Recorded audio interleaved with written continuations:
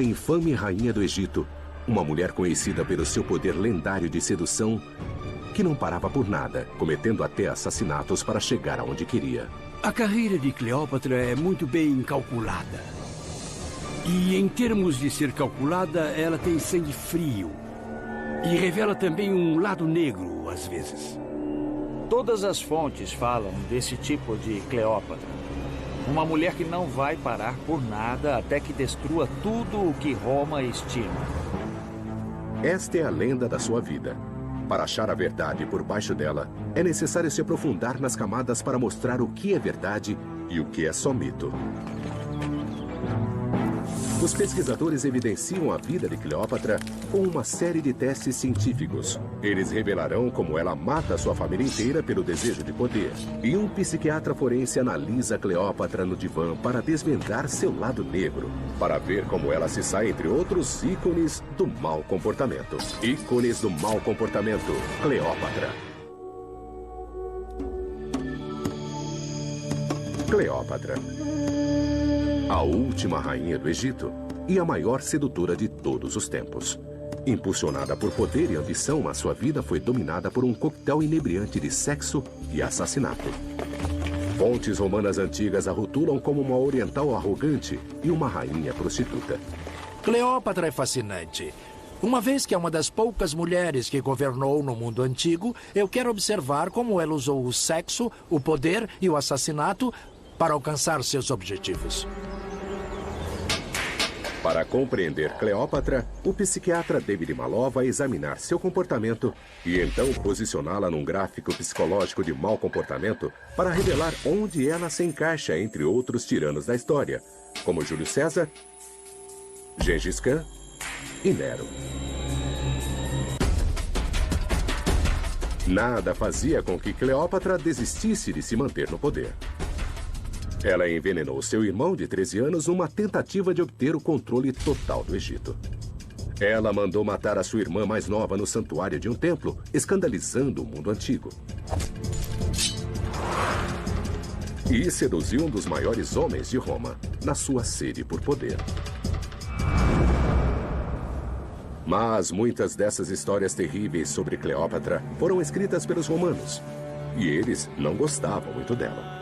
Cleópatra é representada nas fontes romanas como a grande sedutora e uma assassina diabólica. Em suas palavras, um monstro fatal. Uma mulher que quer dominar Roma e seduzir os homens para que façam tudo por ela, contra a lei ou a natureza deles. Para saber a verdade sobre a rainha mais famosa do Egito, você precisa começar pela sua infância. Ela é a filha do faraó Ptolomeu XII, bem educada e preparada para o poder desde o nascimento.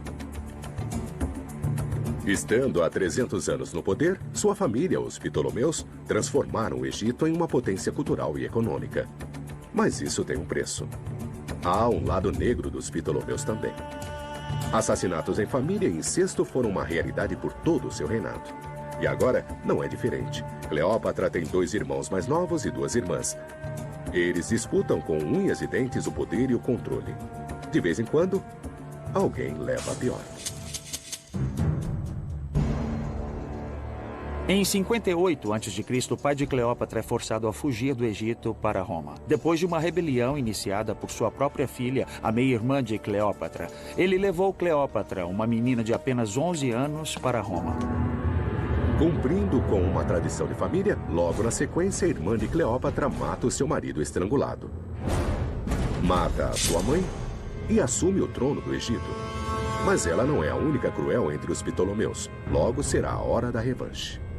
O pai de Cleópatra retorna ao Egito, mas desta vez com o exército de Roma para recuperar o seu poder. E uma das primeiras coisas que ele faz é executar sua própria filha que havia iniciado a rebelião contra ele. Cleópatra cresce em meio a essa novela de carnificina familiar. Cleópatra, ainda em tenra idade, já vivenciou um quadro bem claro de como era a política familiar. Ou você mata os seus parentes, ou correrá o risco de ser morto. O fato de ela ter testemunhado o assassinato da sua própria irmã teve um profundo efeito psicológico sobre ela. Ela aprendeu que a vida não é nada. Aprendeu que se deve obter poder a todo custo, mesmo que isso signifique matar seus próprios parentes. Essa lição ela guardou. E aprendeu mais uma. Se você quiser ter sucesso, precisará de amigos poderosos. Cleópatra testemunha em primeira mão o poder militar de Roma e vê do que ele é capaz quando está do seu lado. Isso causa um impacto profundo nela. Ela jamais se esquecerá disso pelo resto da vida. Em 51 a.C., o pai de Cleópatra morre. Como homem mais velho, o jovem irmão de Cleópatra é coroado. E seguindo uma antiga tradição egípcia, Cleópatra se torna a sua vice-governante. Ela tem 18, ele tem apenas 10. Essa mesma tradição antiga exige que eles se casem, um com o outro. Segundo a tradição de Ptolomeu, os irmãos devem se casar para manter a sua posição no trono. E esta é uma tradição faraônica bem antiga. Mas para nós, isso é perverso, é revoltante, simplesmente se trata de incesto. Não é um casamento aprovado no céu. Seguindo a tradição, os Ptolomeus logo saem se matando de novo. Dentro de 2 anos, a relação entra em colapso total. O irmão marido de Cleópatra arma um golpe. E Cleópatra é mandada para o exílio. Não havia como Cleópatra desistir do Egito ou renunciar ao trono. Ela, com certeza, teve que fugir. Mas é uma pessoa ambiciosa e o trono é dela por direito. Então, no exílio, ela vai procurar qualquer chance de voltar para o Egito. Para fazer isso, ela precisará de uma ajuda poderosa. E as suas experiências na infância com o pai lhe ensinaram onde achá-las. Embora as ricas colheitas e o porto estratégico em Alexandria torne o Egito um país muito rico, ele é cercado por todos os lados pelo poder de Roma, o império que domina o mundo antigo. Se Cleópatra puder negociar interesses romanos no Egito, o país é dela. E Roma recentemente ganhou um novo governante, Júlio César. Ele se tornou o aliado perfeito para Cleópatra. Eu acho que ela viu em Júlio César um aliado para restabelecê-la ao poder, como anteriormente as forças romanas devolveram o poder ao seu pai usando recursos romanos. Ela poderá fazer uso da lição aprendida com o pai para explorar a força de Roma e conseguir o que ela quer? César chegou às margens do Egito no dia 2 de outubro em 48 a.C. Agora ele era o homem mais poderoso do Império Romano. As experiências de Cleópatra com seu pai lhe ensinaram uma coisa, que você precisa ter Roma ao seu lado se quiser tomar o trono do Egito. E foi isso que Cleópatra fez. Aproveitou uma chance única de fazer com que Júlio César ficasse ao seu lado para possuir o trono do Egito. A única chance de Cleópatra voltar ao Egito é com o apoio de Júlio César e o poder de fogo do exército romano. O que uma rainha exilada com poucos aliados pode fazer para ganhar o apoio do homem mais poderoso do mundo antigo e garantir o seu lugar como a rainha do Egito? A resposta é: o que for preciso.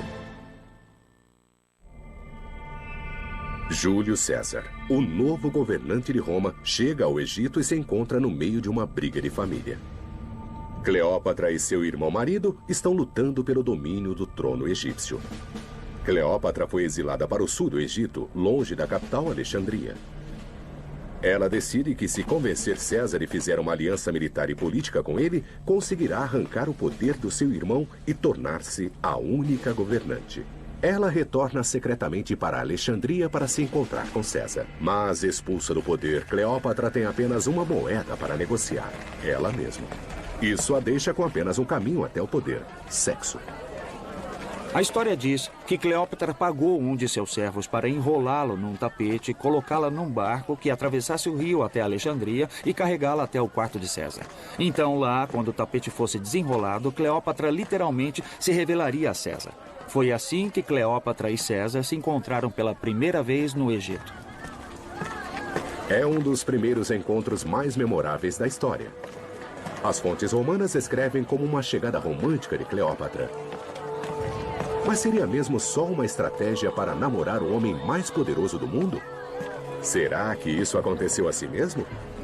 O paramédico Fred Galvão usará uma modelo para analisar esta história. Ele suspeita que as condições do tapete estejam bem longe de algum romantismo. Vamos usar um termômetro para medir a temperatura dentro do tapete e ver como isso a afeta fisiologicamente. A aventura do tapete de Cleópatra aconteceu em outubro de 48 a.C.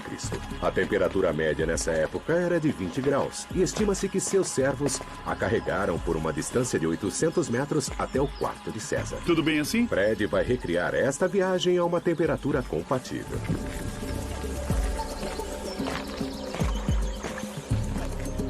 Depois de 3 minutos, a temperatura dentro do tapete já aumenta rapidamente. Estamos com uma leitura de temperatura de 33 graus Celsius. E acho que vai continuar a subir se ela ficar aí dentro. E o calor corporal vai aumentar com esse dia quente. Ele está preocupado com os efeitos da acumulação de calor na saúde da modelo. Isolada pelo tapete, um aumento na temperatura corporal de poucos graus já pode tornar-se algo perigoso. Agora o corpo vai começar a querer se refrescar, especialmente por estar envolto nesse tapete e não conseguir de fato usar o ar ao seu redor para se resfriar, do jeito que acontece normalmente. Depois de 20 minutos de teste, estamos agora com 36 graus Celsius. Logo, logo isso vai ficar bem sufocante. Conforme Fred suspeita, a temperatura se aproxima rapidamente a níveis perigosos. Está ficando quente demais. Está ficando cada vez mais difícil de respirar. E parece que estou cada vez mais sufocada.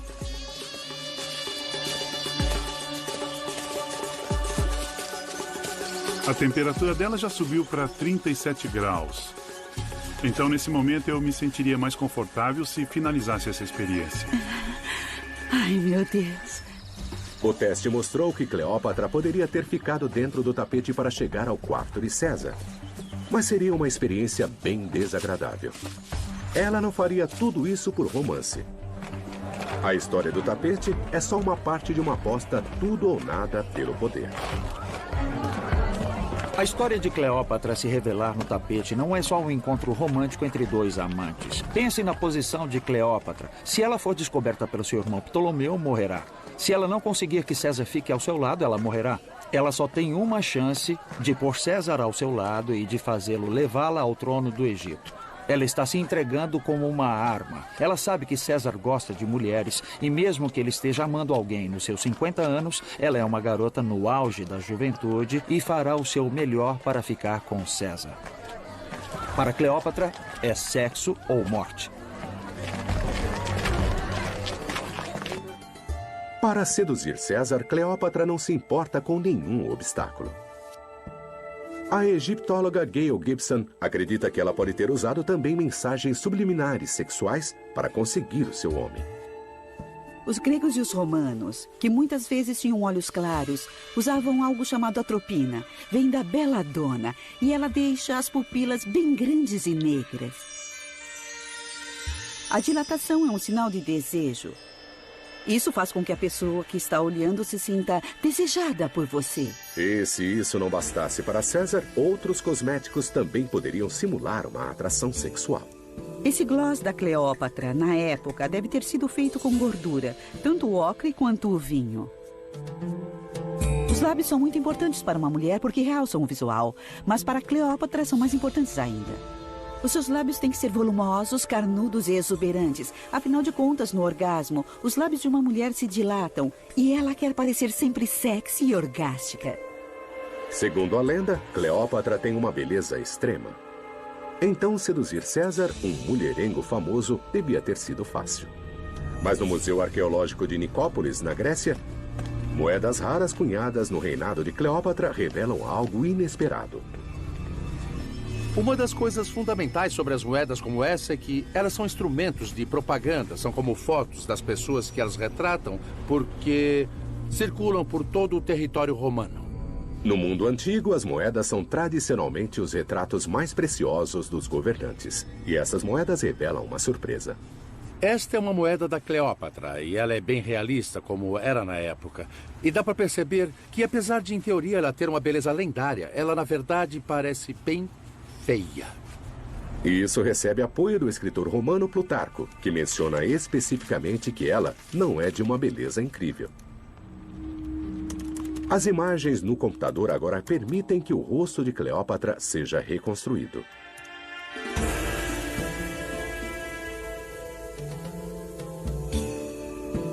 Quando ela e César iniciaram o caso caloroso, deve ter sido com uma aparência assim, mais ou menos. Então, se ela não pegou César com a sua aparência, como ela realizou uma das maiores seduções da história? Não é porque você não é bonito que você não seja bom na cama.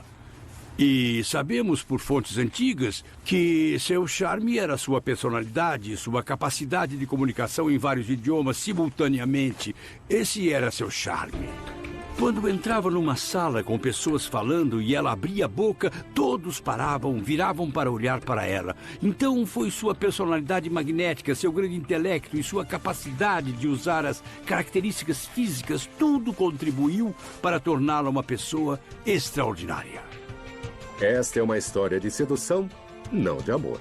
Para César, Cleópatra representa a governante legítima que irá apoiar seus interesses no Egito.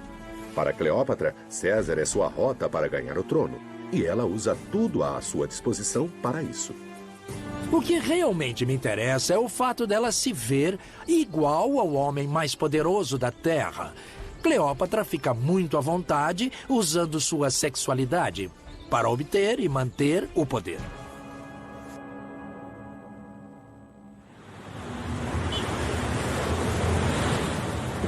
Agora, vivendo com César em Alexandria, Cleópatra pode acertar as contas com seu irmão marido. Dada a sua história familiar, não vai ser nada bom. Ptolomeu fica enfurecido ao descobrir Cleópatra com César. Por 3 meses, ele e sua irmã Arsínoe o cercam dentro das muralhas. Mas cercar César é uma jogada errada do garoto rei. No começo de 48 a.C., na Batalha do Nilo, as legiões romanas superam as forças de Ptolomeu. Milhares fogem e Ptolomeu XIII se afoga tentando escapar de César. O peso de sua armadura de ouro arrasta-o para baixo. Com o irmão morto, Arsínoe é exilada para Éfeso, na Turquia moderna.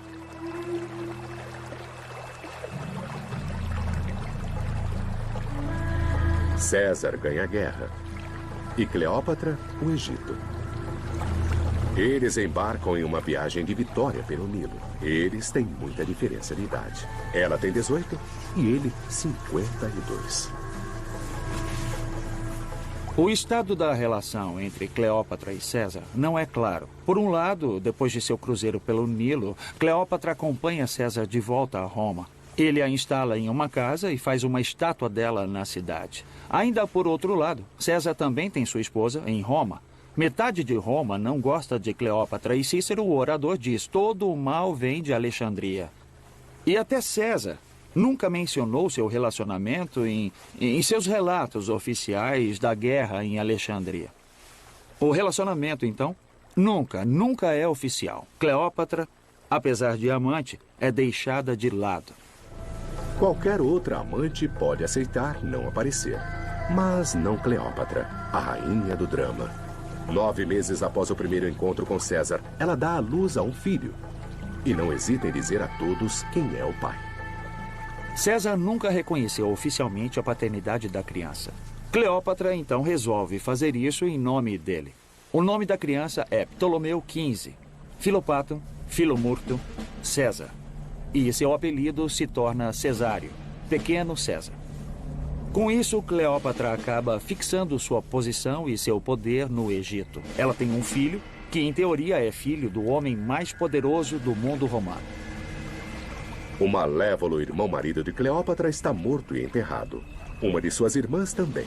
Ela tem Júlio César em sua cama e o pequeno César no colo. Depois de toda a sua sedução, assassinato e manobra, tudo parece ir bem para Cleópatra.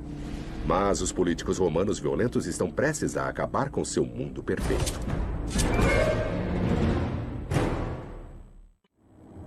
15 de março de 44 a.C., Júlio César é assassinado. O mundo perfeito de Cleópatra desaba ao seu redor. Deve ter sido bem difícil sair da crista de uma onda enorme que, em teoria, jamais se quebraria, para encontrar, de repente, as notícias de que o homem em quem você guardou toda a sua esperança, o seu aliado na vida, foi extirpado porque César foi assassinado. Tenho certeza de que Cleópatra ficou devastada, mas ela agiu rápido. E essa ação foi tipicamente brutal. Com a morte de César, a coroa do Egito corre o risco de ter outros pretendentes. Seu rival mais próximo é o último irmão restante, Ptolomeu XIV, de 13 anos.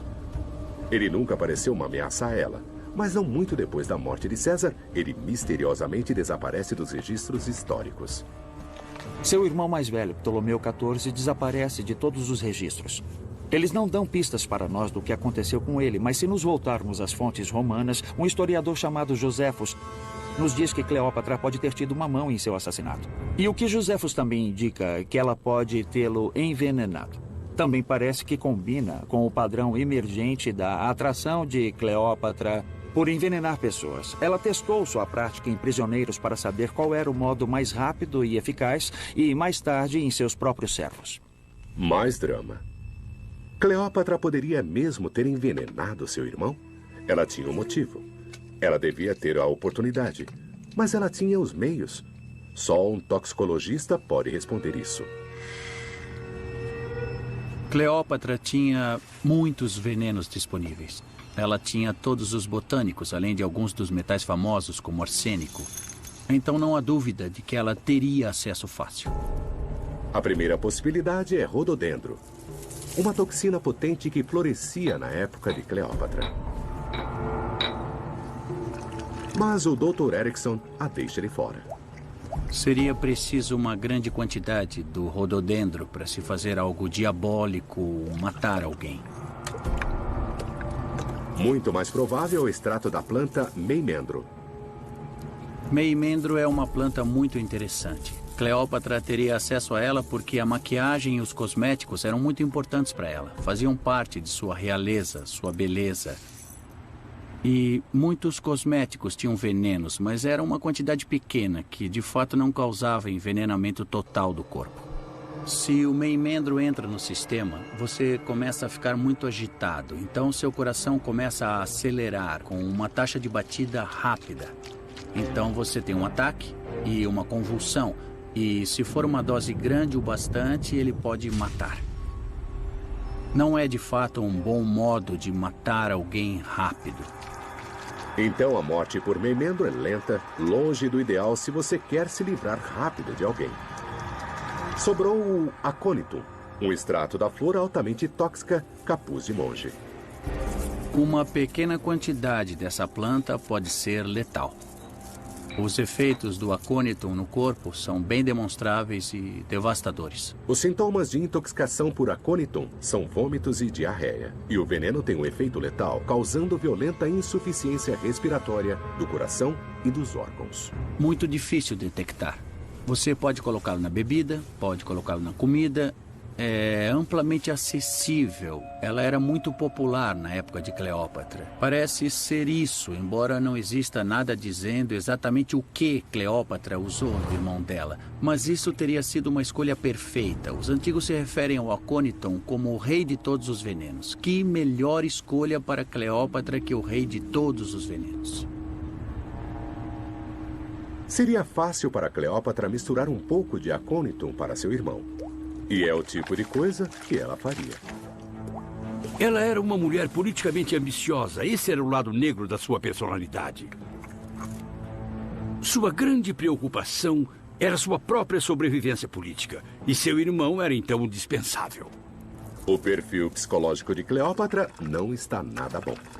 Para Cleópatra, matar um parente próximo da família, ou seja, seu irmão, é a prova clara de comportamento psicopata, matando sem culpa ou remorso.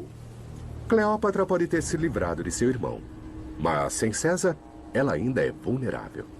Para manter seu lugar como rainha, ela precisa de uma nova aliança. Sexo e sedução funcionaram para ela antes. Por que mudar a fórmula vencedora? Ela se aproxima de Marco Antônio, de 42 anos, que foi um dos principais generais de César. O Império Romano está agora dividido entre o Ocidente e o Oriente. E Marco Antônio controla todo o Império do Oriente. Cleópatra, a arma de sexo, conseguiu um novo alvo. Ela quer manter uma relação forte com o imperador romano para garantir seu lugar no trono. Ela fará de tudo para impressionar Marco Antônio. Cleópatra faz tudo o que pode para estender sua regra de 10 anos como rainha do Egito. É hora do show no Nilo. Seu primeiro encontro é lendário. Ela tem cerca de 28 anos de idade e está no auge da sua vida. Cidade do Nilo. Cleópatra cria um grande espetáculo. Ela chega em um barco, o leme é de ouro, os remos são de prata, tem perfume no ar. Ela está vestida como Afrodite. Quando eles se encontram, voam faíscas. É o início de um caso lendário, alimentado a uma alta combinação de sexo e poder. Com Cleópatra e Marco Antônio, tudo é além. Cleópatra e Marco Antônio competem muito um com o outro, sempre tentando ganhar um do outro. E a história conta que uma vez Cleópatra se vangloriou para Marco Antônio: eu posso gastar 10 milhões de sestércios em um jantar. É como 100 milhões de dólares, pois Cleópatra possui 2 grandes pérolas. Ela pega uma pérola e a coloca em um copo de vinagre que a dissolve, e ela a bebe. Ela acaba de consumir 100 milhões de dólares em um copo. A dissolução de uma pérola em vinagre é uma das grandes lendas da vida de Cleópatra, usada pelos romanos para ilustrar como ela é decadente. Mas podemos confiar nos escritores romanos? Agora nós estamos fazendo uma recriação do que achamos que pode ter acontecido. Vamos ver se a pérola de fato se dissolve em vinagre. E agora vamos pegar esta pérola cultivada e esse é o grande momento. E lá vai. Percebe-se que existe uma reação acontecendo no fundo e na superfície da pérola, muito lentamente. O dióxido de carbono está sendo gerado.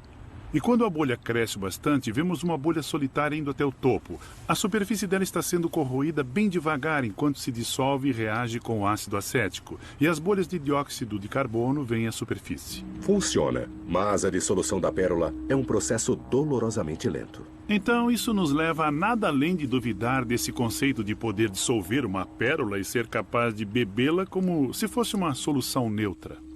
É lento demais para combinar com a história de um truque decadente durante um jantar. Parece que os escritores romanos estão sendo levados pelo desejo de demonizar Cleópatra. Mas não há dúvida, Cleópatra é uma sedutora. Sua vida é extremamente excessiva. Mas essa história diz mais dos autores romanos e suas tentativas de escrever uma anedota envolvente do que sobre contar a verdade. Mas uma coisa eles acertam. É que Cleópatra e Marco Antônio iniciam um caso passional. Uma relação construída sobre uma mistura inebriante de poder e sexo que irá destruir os dois.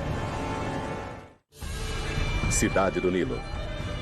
Cleópatra e Marco Antônio é o casal poderoso do mundo antigo. E isso combina muito bem com Cleópatra. Cleópatra é a mulher do drama. Ela não faz nada em pequena escala. É exatamente a mesma coisa que ela fez com César quando saiu do tapete. Ter a arrogância para ganhar a atenção do homem que ela precisava puxar para o lado dela. Marco Antônio se torna o grande amor da vida de Cleópatra.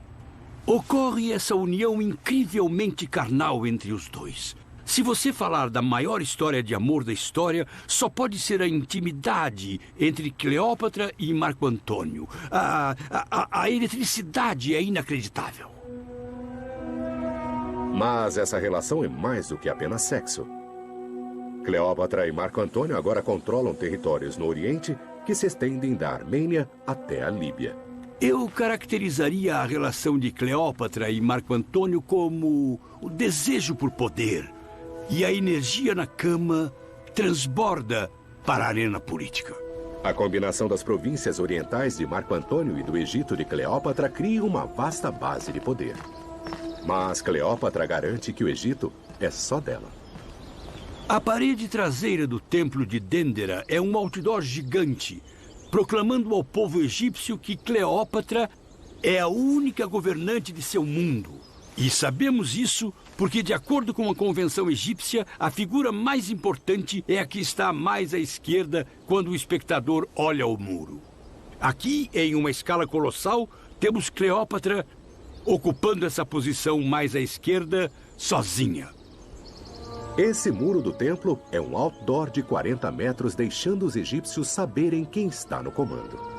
Essa imagem idealizada de Cleópatra não apenas a retrata como irrealisticamente bonita, mas também mostra que ela tem o apoio divino da deusa Ísis. Ísis, no primeiro século, é a deusa universal. Ela garante harmonia cósmica e dominação universal. Cleópatra é sua regente na Terra.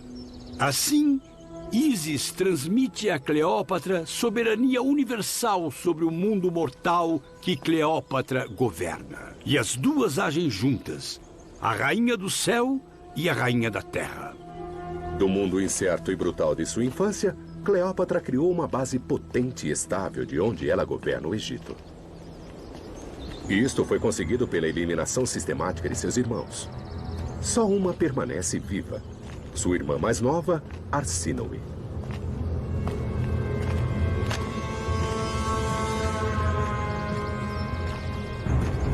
Cleópatra e Arsínoe eram irmãs, mas também eram perigosas rivais ao trono do Egito. Durante suas vidas, elas competiram uma com a outra pelo poder, o desejo de ser a faraó do Egito. Enquanto Arsínoe viver, a posição de Cleópatra nunca será segura. Isso só pode acabar de um modo. 41 a.C., Éfeso, Turquia. Arsínoe vive no exílio em um local religioso que garante a sua proteção por longa tradição. Cleópatra não pode tocá-la. Mas o seu amante pode. Então Cleópatra exige uma prova de amor de Marco Antônio. Assassinato. A proteção de um local religioso não significa nada para ela. Foi aqui, nas escadas do templo de Ártemis, em Éfeso,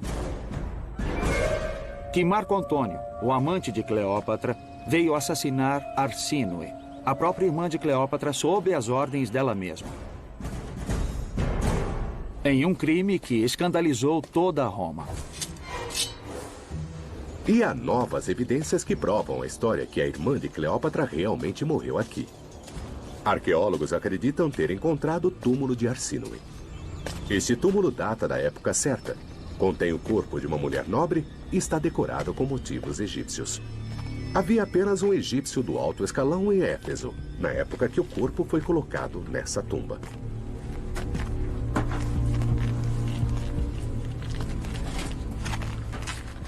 Ao assassinar Arsínoe, Cleópatra derrotou sua rival final para o trono. Ela agora é a única governante. Ela ganhou o jogo de sobrevivência na dinastia ptolomaica. E com Marco Antônio ao seu lado, seu futuro agora parecia seguro.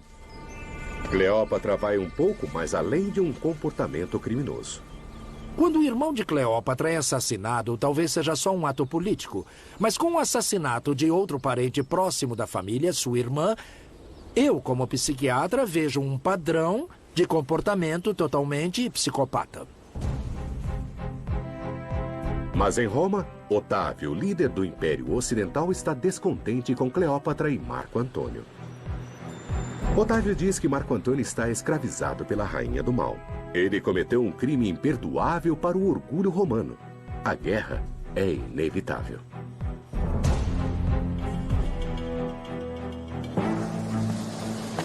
O historiador Mike Bege veio para Ácio, na Grécia, cena da batalha naval decisiva nesse conflito. Otávio vendeu o conflito para o público romano como uma guerra entre Roma e uma perigosa ameaça estrangeira. Cleópatra. É aqui que Otávio consolida a reputação de Cleópatra como a rainha prostituta para validar sua guerra. Quanto mais ela for, mais justificável será sua guerra. É a desculpa perfeita para Otávio esmagar Cleópatra e Antônio e assumir o controle total. A guerra se inicia em 31 a.C. e Marco Antônio começou mal logo de cara. Houve um movimento surpresa de Otávio aqui na Baía de Ácio. Ácio está na costa ocidental da Grécia, no centro de dois mundos. A oeste e leste é Roma. Ao sul, o Egito. Quem ganhar aqui, une os dois. Houve um impasse por semanas, e aí Antônio finalmente rompe o impasse e segue com seus navios de guerra para a batalha. E seus navios de guerra são muito maiores e mais pesados que os de Otávio. Então a frota de Otávio volta ao mar aberto, onde consegue obter vantagens nas manobras e na velocidade. Otávio saiu na frente e leva o evento para casa. A situação em Ácio agora está desesperadora para Cleópatra e Marco Antônio. Cercados e em menor número, eles não podem vencer. No calor da batalha, Cleópatra decide salvar sua própria pele. A história diz que, conforme a batalha se desenrola, Cleópatra toma a dianteira, levanta suas velas e foge o mais rápido possível para o Egito. E Antônio, o amante desesperado, vai correndo atrás dela, deixando a maior parte de sua marinha em apuros. Não é um dos momentos mais elegantes de Cleópatra. A batalha de Ácio se voltou contra ela. Ela abandona Marco Antônio. A sua autopreservação ganha de qualquer lealdade pelo seu amante. Perder Batalha de Ácio é um desastre. É o começo do fim para Cleópatra. Otávio constrói um templo enorme com vista para a Baía para comemorar o seu sucesso. Ele sabe que Ácio é um ponto decisivo e que ele está prestes a conseguir o controle de todo o império. Agora ele só tem que arrumar a bagunça e o prêmio é seu. A partir de agora, Cleópatra e Antônio estão fugindo para se salvar. Eu sinto muito por Cleópatra, porque ela nunca se sentiu capaz de administrar como mulher. Ela sempre pensou que precisasse se unir ao próximo manda-chuva romano para continuar.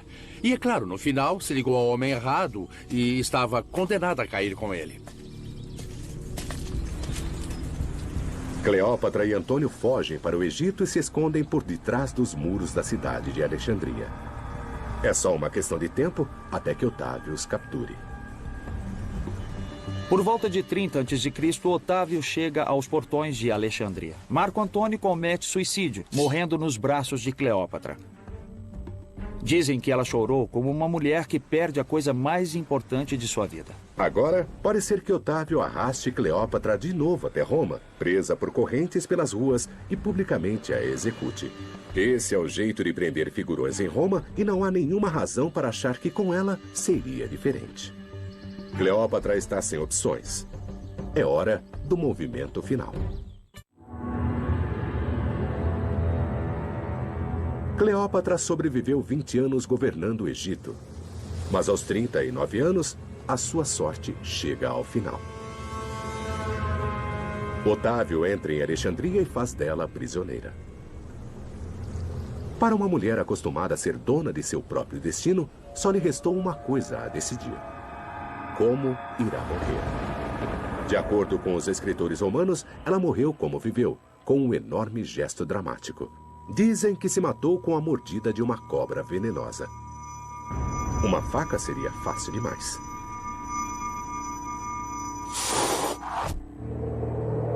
Mas isso é mesmo verdade ou é só outra história absurda, como a dissolução da pérola?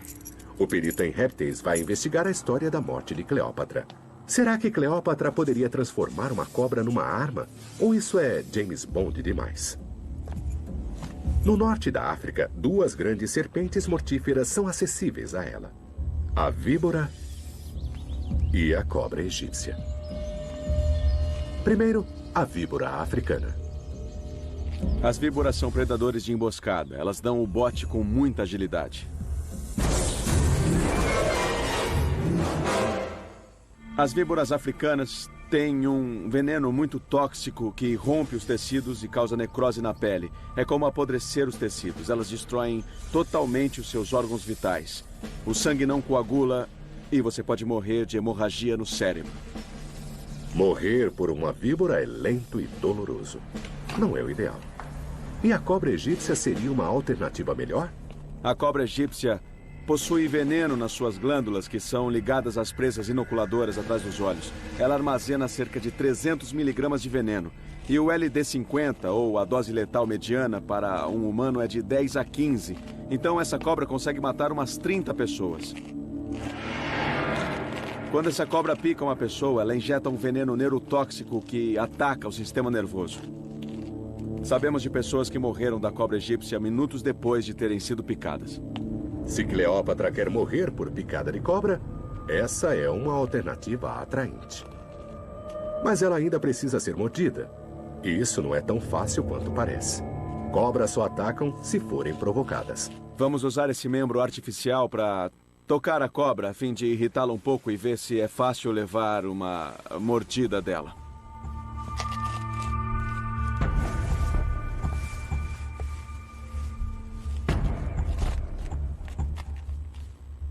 Você precisa agitá-la bastante, ou então precisa pegá-la com força. Eu coloquei um pouco mais de pressão agora e dá para perceber que ela se encurvou como uma cobra normalmente faz.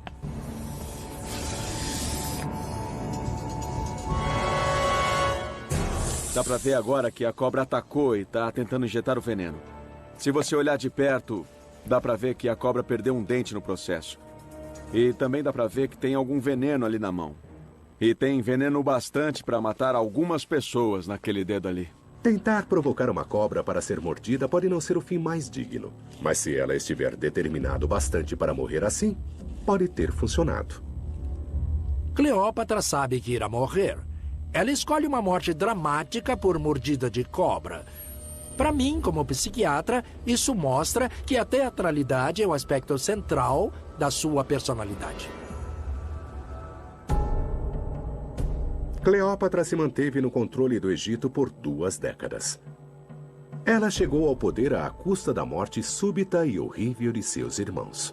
E permaneceu lá usando uma cruel habilidade política e a sua super-arma, sexo, para continuar liderando. Ela foi brilhante, inteligente e muito perigosa. Onde esse comportamento põe Cleópatra na escala dos tiranos psicopatas. Muito do seu comportamento é obstinado, como o de Júlio César e de Gengis Khan. Mas há um lado sombrio. Cleópatra demonstra um comportamento psicopata bem significativo. Ela mata o irmão e ordena a morte da irmã para permanecer no poder. Com esse comportamento, ela chega perto dos matadores mais sanguinários como Calígula e Átila, o Huno. Mas isso é apenas uma parte do seu perfil. Ela adora ser o centro das atenções e permanecer lá, se colocando em grandiosos espetáculos, como surgir para César desenrolada em um tapete, a esplêndida sedução de Marco Antônio e até sua morte por mordida de cobra. Com esse comportamento, Cleópatra exibe sinais de transtorno de personalidade histriônica, uma profunda necessidade psicológica de ser admirada por muitos espectadores. Os resultados de Cleópatra são bem altos na escala de personalidade histriônica. A sua teatralidade, os figurinos como de uma deusa, o cruzeiro pelo Nilo. Ela acabou chegando a César enrolada num tapete. A morte por uma mordida de cobra bem dramática. Tudo isso mostra esse aspecto de sua personalidade. Então, quem é que na história tem um perfil de personalidade semelhante? Cleópatra me lembra a Catarina a Grande, a governante da Rússia. Elas são mulheres participando de um mundo masculino. Ambas são charmosas e inteligentes. Elas são bem espetaculosas. E, quando é necessário, ambas têm um coração frio e impiedoso. Esse traço de personalidade garantiu a Cleópatra uma das maiores sobrevivências na história. Seus métodos podem ter sido horríveis, mas funcionaram. O que ela não podia saber é que estava condenada a ser a última rainha egípcia. Após sua morte, Roma invade. O Egito se torna apenas uma província do Império. Aquele Egito que Cleópatra lutou para controlar, uma civilização de milhares de anos, tinha acabado para sempre.